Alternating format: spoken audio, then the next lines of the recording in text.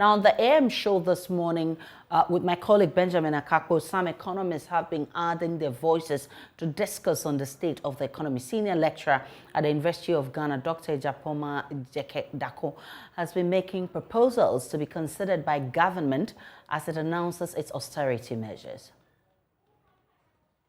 Central Bank can help salvage the situation was just to increase the monetary policy rate.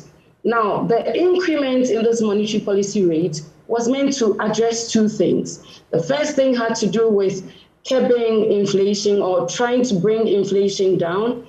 And then the second thing had to do with addressing our depreciation of the cedi. Now, the fact that the monetary policy rate has gone up, we were going to be remaining competitive as a country because, mind you, the US has also increased its rate, and then the UK has also increased its rate.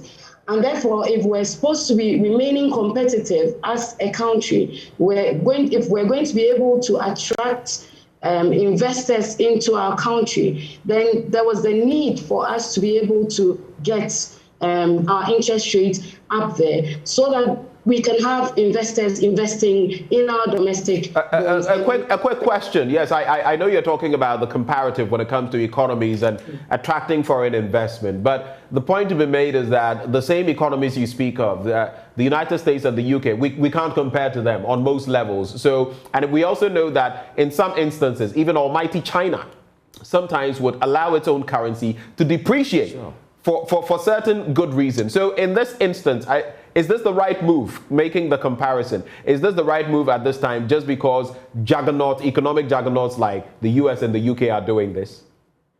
Right, so you gave China as an example, and China is not as import dependent as we are. And so for China, which is an export driven country, if they were going to be allowing their currency to depreciate, then obviously that would benefit them because their exports are going to get cheaper and that would promote their exports. But if you look at Ghana, which is an import driven country, we cannot afford to behave like China. So you take, so we're talking about the US and the UK and their economies not being like ours. We do have our peculiar problems. We are more, like I said, we are more import dependent, and we cannot sit and allow our currency to depreciate.